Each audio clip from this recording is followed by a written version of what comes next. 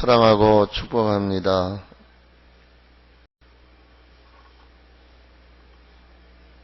왜 믿음으로 살아야 하는지에 대한 얘기를 하고 있어요. 의롭다함을 얻었기 때문이고, 우리는 뒤로 물러가 침륜에 빠질 자가 아니기 때문에 그렇습니다. 죄는 우리를 자꾸만 주춤거리고 뒷걸음치게 하지만, 죄를 해결받은 사람들은 언제나 자존감, 자신감을 회복하기 때문에 전진하는 삶을 살게 되는 것입니다. 이 전진의 삶은 구체적으로 하나님을 기쁘시게 하는 거다, 그런 얘기죠. 그래서 우리가 읽은 말씀 속에는 우리의 정체성을 밝히고 있어요. 제가 두 가지 얘기를 드렸고 세 번째 말씀을 드리는 중에 있습니다. 하나님을 기쁘시게 해야 된다. 그러기 위해서는 먼저 우리들이 입으로, 마음으로, 삶으로 따라오는 게 있어야 돼요. 하나님의 살아계심을 믿으셔야 됩니다. 하나님은 스스로 계신 분이라고 말씀하셨어요. 하나님의 절대 주권을 믿으라는 거죠, 마음으로. 그리고 그걸 입으로 고백을 해야 됩니다. 그리고 행동으로 옮기는 게 하나님을 기쁘시게 하는 거예요.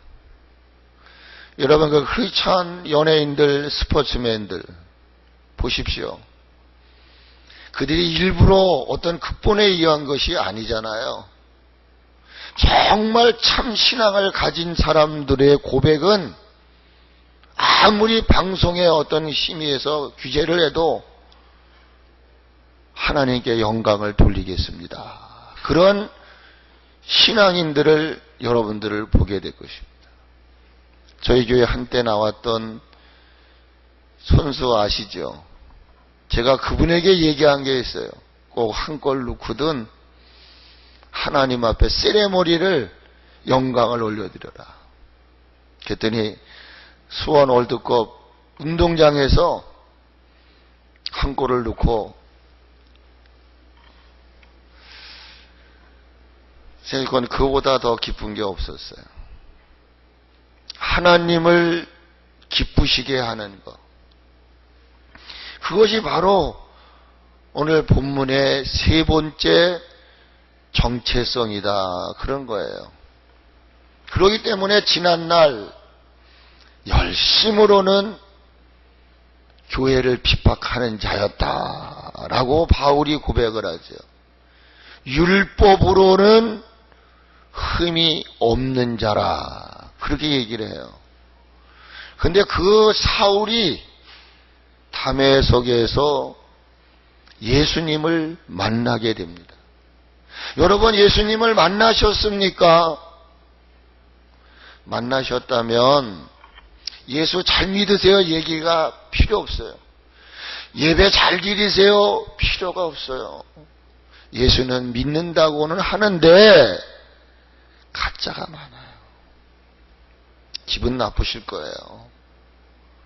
사울도 예수님을 만나기 전에는 열심으로는 교회를 핍박했고 율법으로는 흠이 없는 자였어요. 할례까지 받았어요. 베냐민의 지파예요. 히브리인 중에 히브리인이에요. 베냐민. 그 정도면요, 어디 하나 내놓을 것이 없는, 손색이 없는 그런 크리스찬이었다는 거예요. 그런데 예수님을 못 만났어요. 성경 찬송을 가지고 주일날 교회를 나오는데 예수님이 그 안에 없다는 거예요. 여러분은 어떠신지 한번 점검해 보셔야 돼요. 사도 바울은 충격을 받잖아요. 사울아, 사울아, 왜 네가 나를 핍박하니? 사울의 사전에는 예수님을 핍박한 적이 없어요. 한 번도 없어요. 한 번도 없어요. 그런데 예수님은 그를 향해서 너 왜 나 핍박하냐? 거기서 그 도도함과 그 자신감이 무너져 버리고 마는 거예요. 그리고 그는 눈이 멀죠. 그리고 시간의 흐름 속에 그 눈의 비늘이 벗겨지듯이 벗겨져요.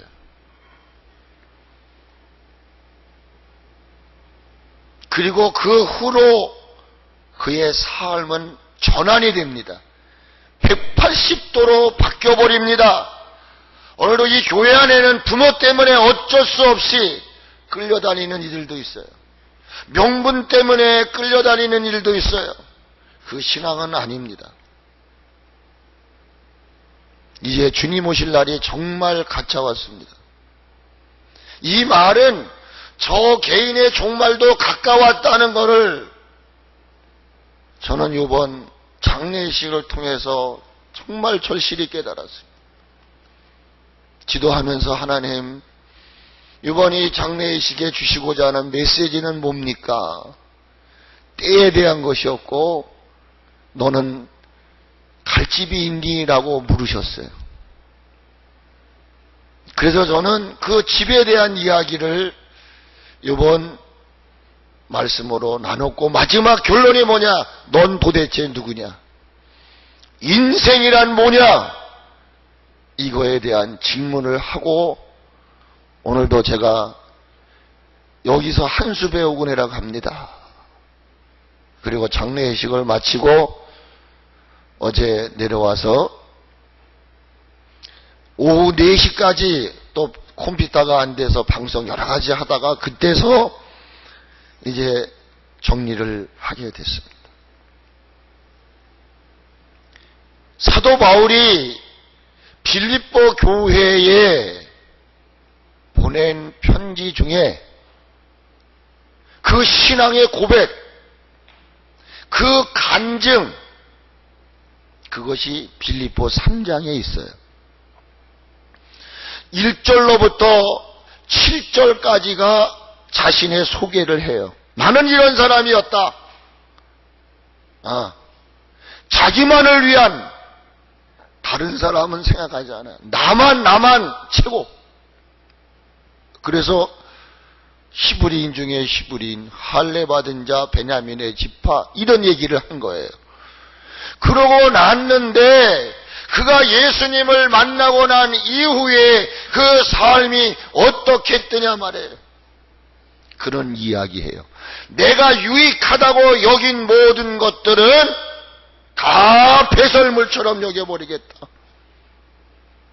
물질이 됐던 지식이 됐던 명예가 됐던 자신의 자랑거리가 됐든 간에 내가 유익하다고 생각했던 모든 것들은 내가 그리스도를 위하여 해로 여기겠다. 아무것도 아니라는 사실을 바울은 깨닫게 돼요. 여러분 깨닫습니까? 그렇다면 장례의식장 화장터를 가십시오.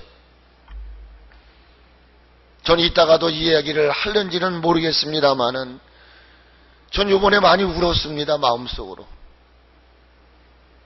그리고 장례식을 마치고 우리 손자 녀석들이 와서 자겠다고 그래서 그 아이들이 와서 사는데 어제 제가 갔다 오자마자 운율이 예아를 앉혀놓고 제가 얘기를 했어요.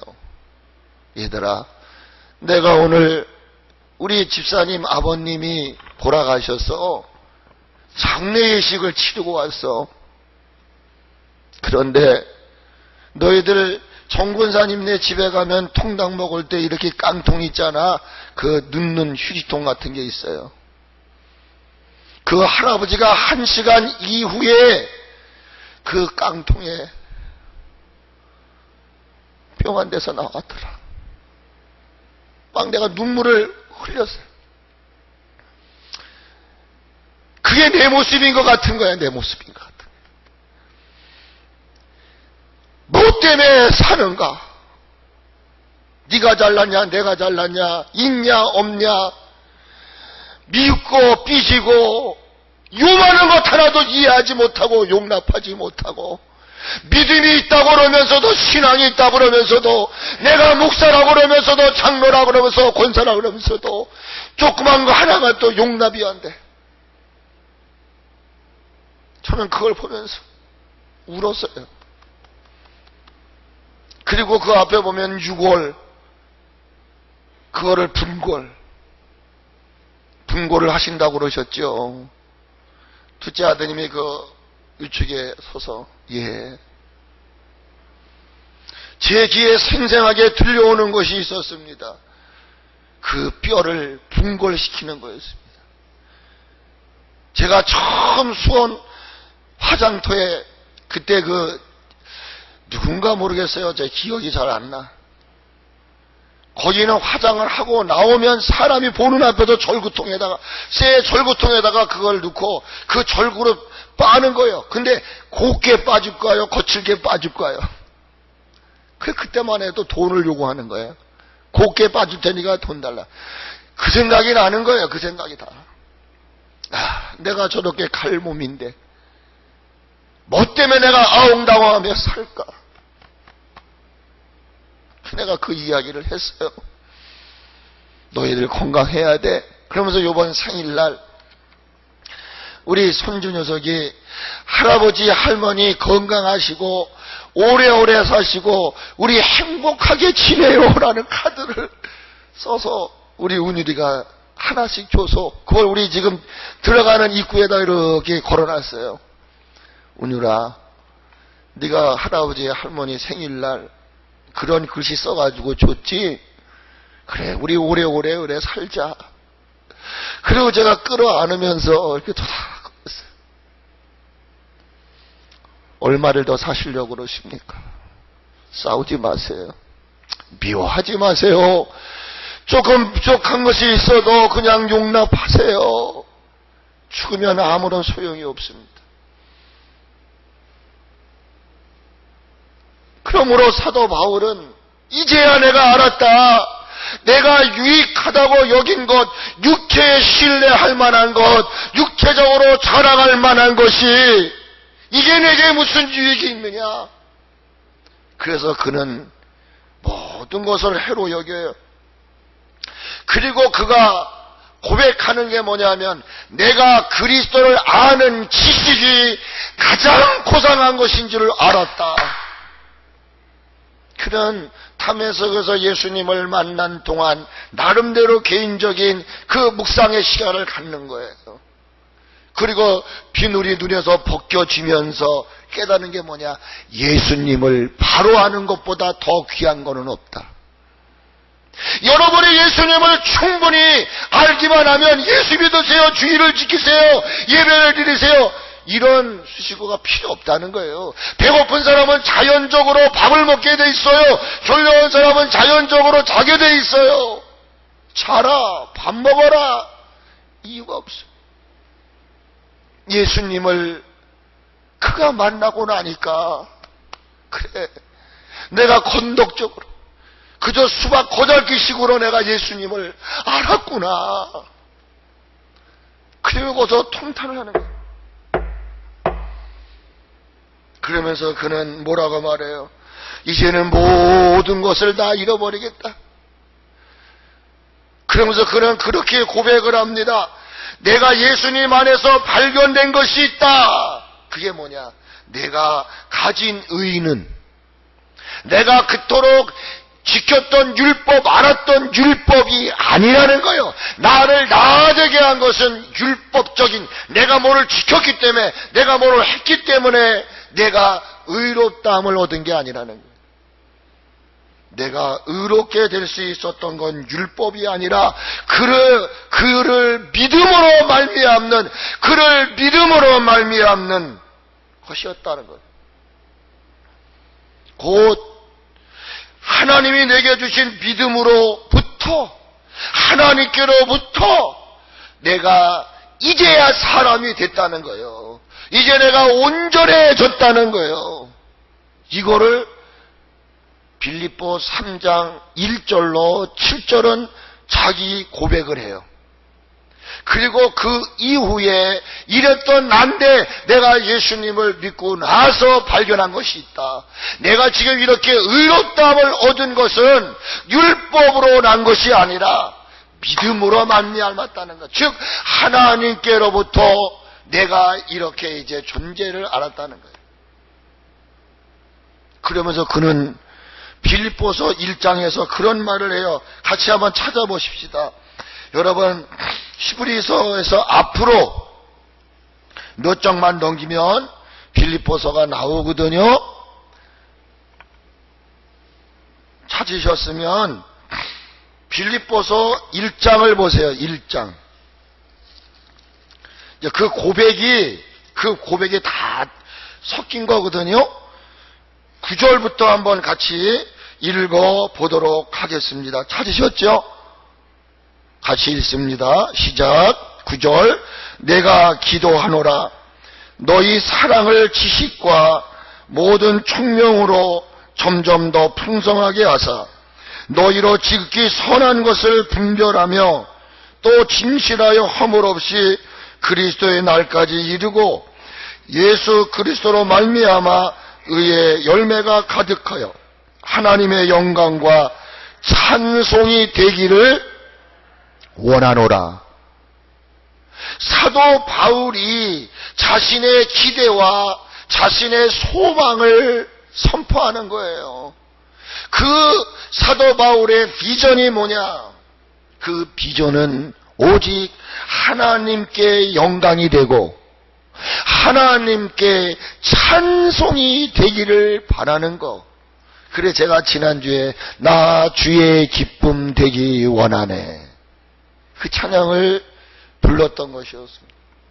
이러한 고백과 바람은 어찌 바울에게만 해당되는 것이라고 생각하십니까?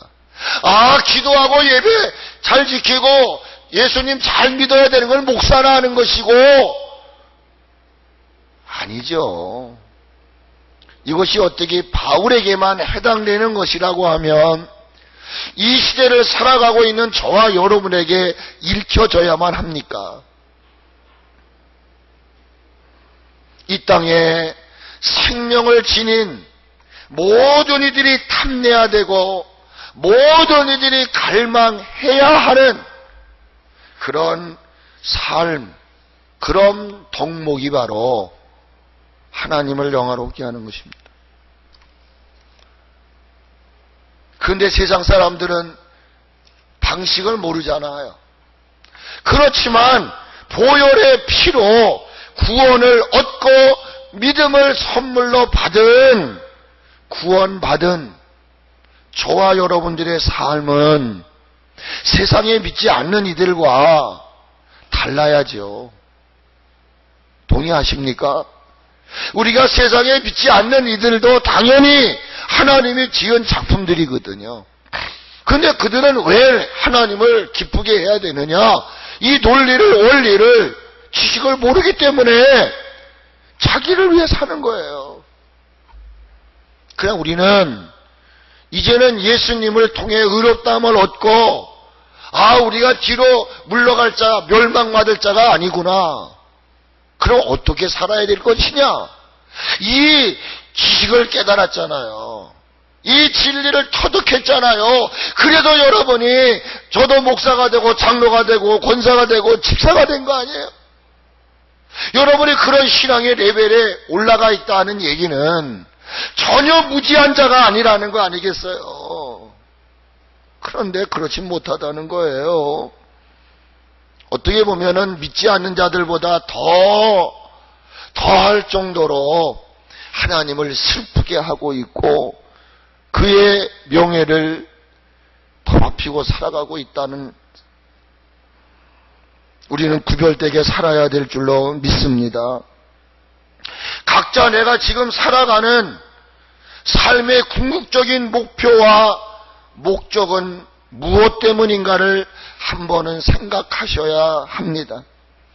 목적이라고 하는 것은 왜 사느냐는 의미예요. 삶의 의미를 묻는 것입니다. 장로님 왜 사십니까? 이건 목적을 묻는 거예요. 그리고 목표라고 하는 것은 방향을 묻는 것입니다. 어디로 갈 것입니까? 그래서 우리 인생에게는 너나 할 것 없이 누구에게나 세 가지의 질문이 있다는 겁니다. 어디에서 와서 무엇 때문에 살며 어디로 갈 것인가? 이거에 대한 명쾌한 답을 여러분은 할 수 있어야 된다는 거예요. 어느 날 우리 주님이 여러분에게 오셔서 너는 어디서 와서 무엇 때문에 살며 어디로 갈 거냐는 이 질문을 할 때에 거기에 대해서 답을 할 수 있어야 된다는 것입니다. 주어진 한 해의 삶, 그저 주어졌으니까 사는 게 아니고 왜 하나님은 우리에게 2001년도라고 하는 이 해를 주셨을까? 여기에는 분명한 목표와 목적을 정해야 된다는 거예요. 벌써 우리는 2월 달을 맞이했어요. 5주가 지나 이제 6주가 됐어요.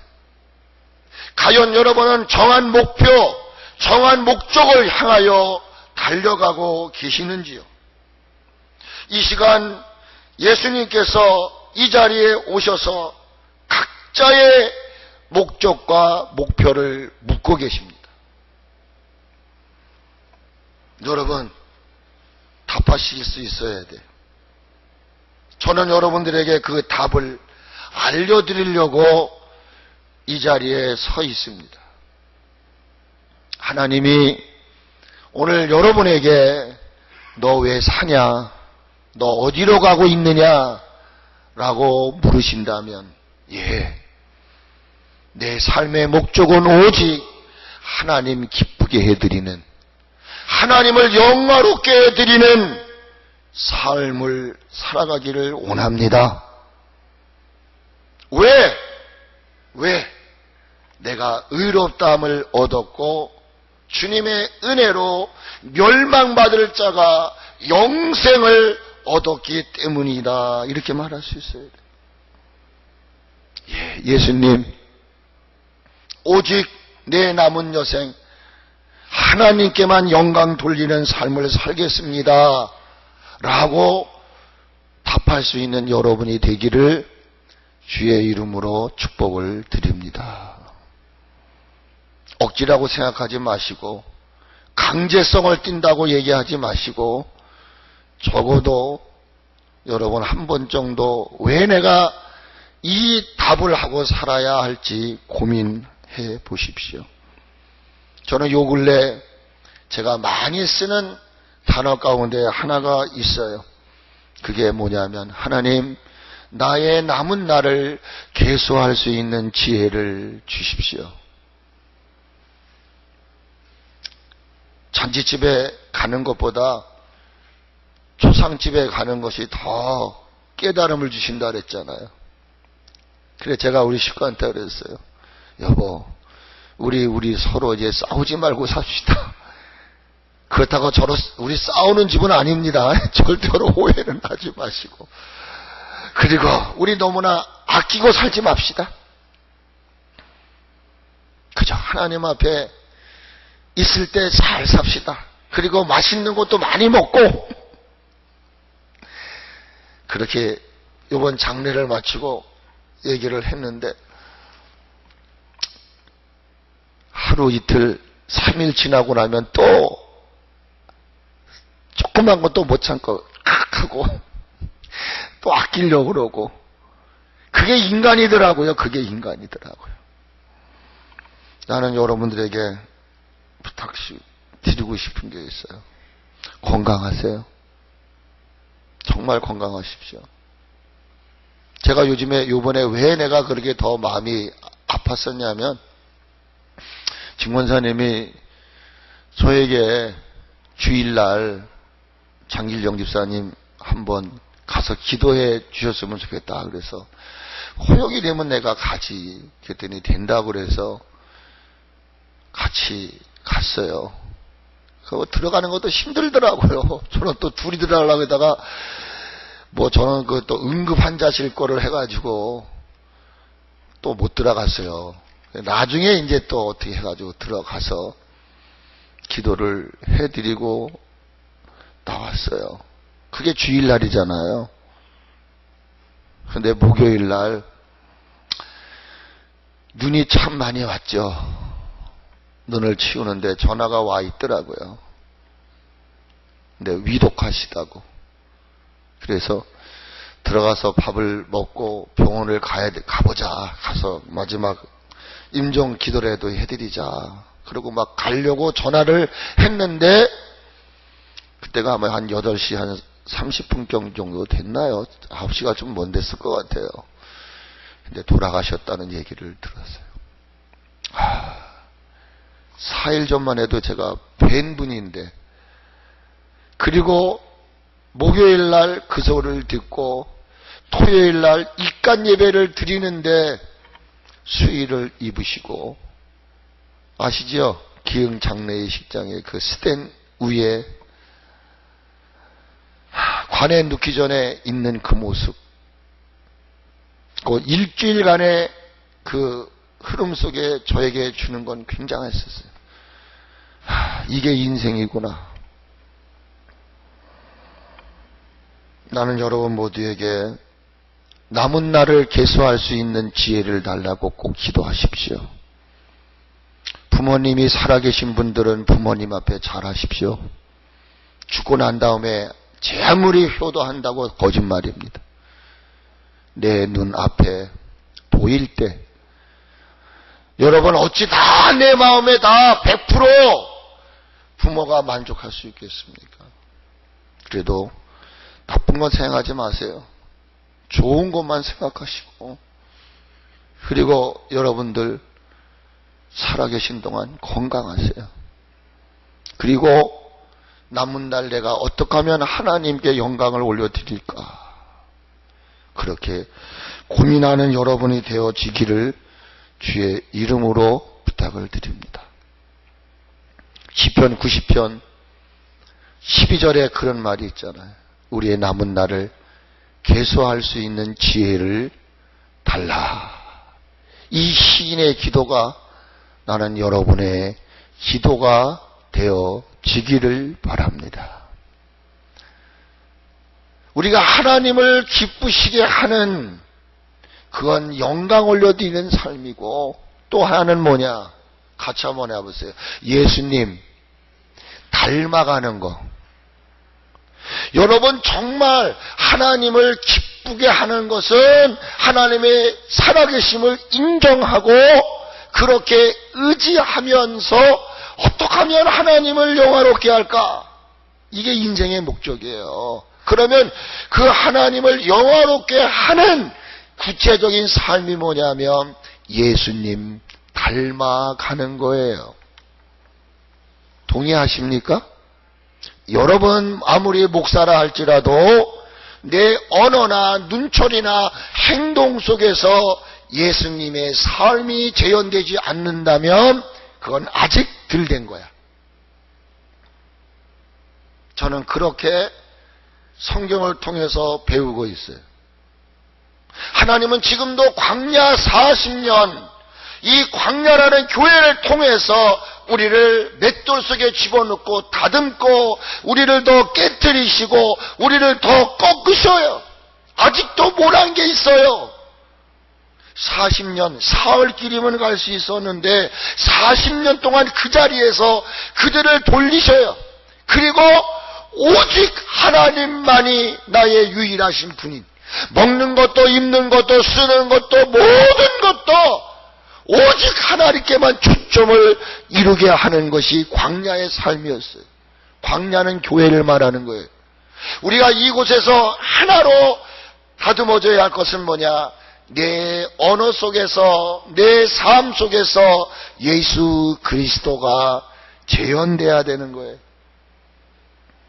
예수님을 닮아간다는 말은 예수님의 삶이 나에게 접목되어지고 나는 작은 예수로, 작은 예수님으로 여러분의 직장 안에서, 가정 안에서 그 예수님이 우리에게 보여주셨던 삶이 재현돼야 된다는 거예요. 그래서 많은 사람들이 저와 여러분을 만나면 만날수록, 접하면 접할수록, 대화를 나누면 나눌수록 자신들의 자아는 무너지고 우리에게서 영향을 받는 거예요. 그 영향이 뭐냐? 예수님을 알아가는 거예요. 따라합시다. 나는 작은 예수님이다. 동의하세요? 여러분은 작은 예수 그리스도인 것입니다. 여러분은 움직이는 교회인 것입니다. 많은 이들로 하여금 저와 여러분의 삶을 통해서 마치 예수님을 눈 앞에서 본 것처럼, 그러니 이게 얼마나 어려운 삶입니까? 왜 그렇게 살아야 되느냐? 우리는 영원 무궁하신 하나님의 사랑을 입은 자이기 때문에 그렇단 말이에요. 그게 의롭다 하심을 얻었다는 것이고, 그것이 멸망에서 영생으로 전환했기 때문이라는 거예요. 우리 오 권사님이 저희 교회 오셔서 언젠가 한번 찬양을 하시는데 제가 은혜를 받았어요. 그 찬양이 뭐였느냐면 이거였어요. 다 표현 못해도 나 표현하리라. 나 고백 못해도 나 고백하리라. 나 다 알 수 없어도 나 알아가리라.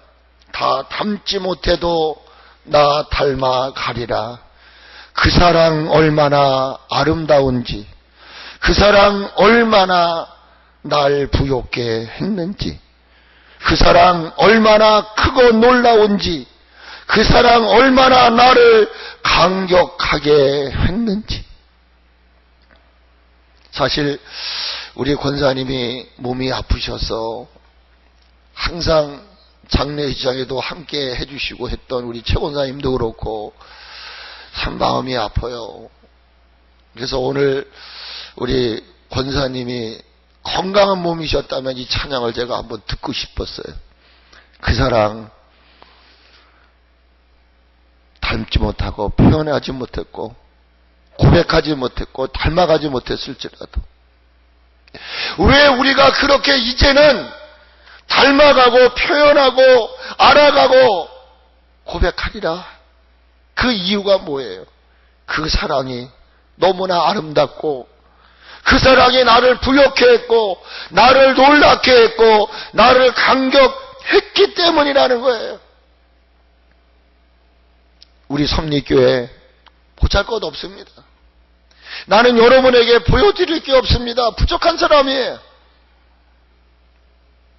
그러나 내 남은 날을 계수하는 지혜를 통해서 이제 지금부터라도 여러분 저를 닮지 마시고 여러분이 가지고 계시는 성경책에 기록된 예수 그리스도를 닮아가시려고 애쓰고 몸부림치는 여러분이 되어졌으면 좋겠습니다.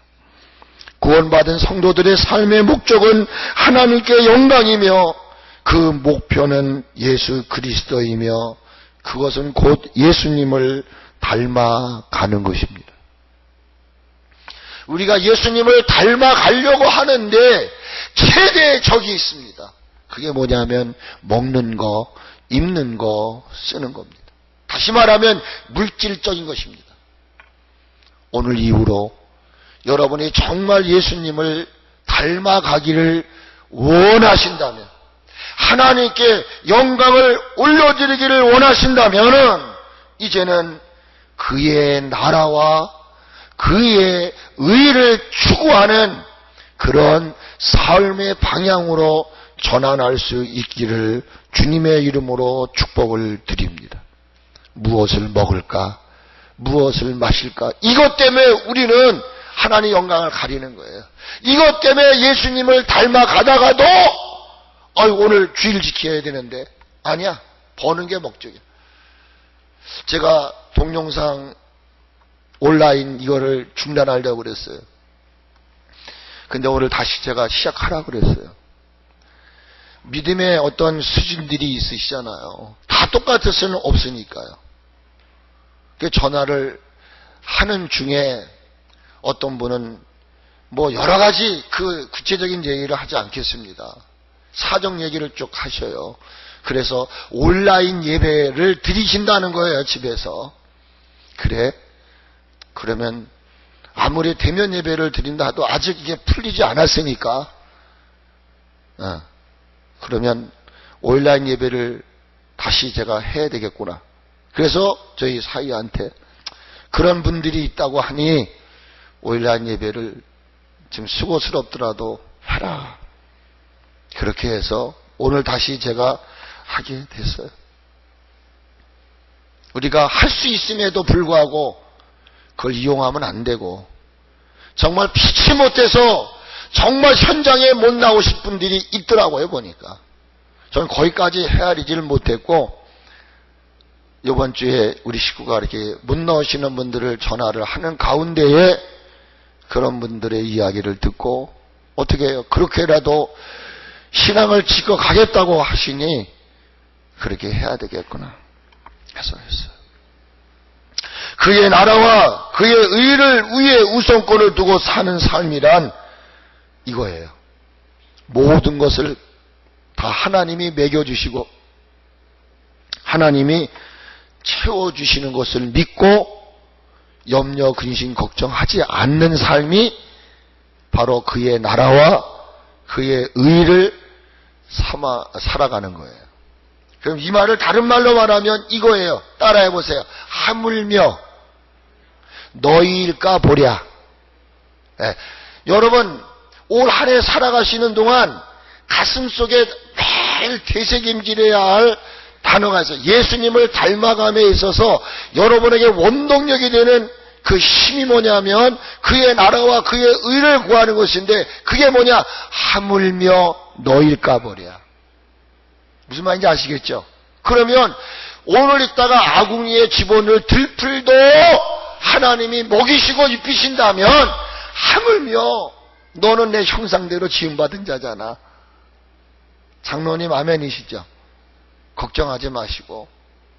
우리가 사는 날이 언제인지 몰라. 그러나 그날까지는 내가 이제 예수님 닮아가야 되겠다. 그러면 어떻게 되냐? 그의 나라와 그의 의의 우선권을 둬야 되는데, 그러기 위해서 늘 되새김질할 거 하물며 너일까 보랴. 이 말은 너는 이 세상 그 어느 것보다 소중한 존재라는 거예요. 내가 널 위해 죽었다는 거예요. 내가 널 위해 나의 모든 것을 다 주었다는 거예요. 그러므로 여러분 절대로 누구 비교하지 말고 사세요. 절대로 남 욕하지 말고 사세요. 남 미워하지 마시고 그저 하나님 감사하며 살아가는 여러분 되시기를 주의 이름으로 축복을 드립니다. 이제 다음 주에 말씀을 마무리 질 테니까요. 오늘 예수님 닮아가는 삶 얘기를 드렸어요. 그래서 다음 주에는 예수님을 어떻게 닮아가야 할 것인지에 대한 말씀을 드리고 올 한 해 주시는 말씀을 마무리하려고 합니다.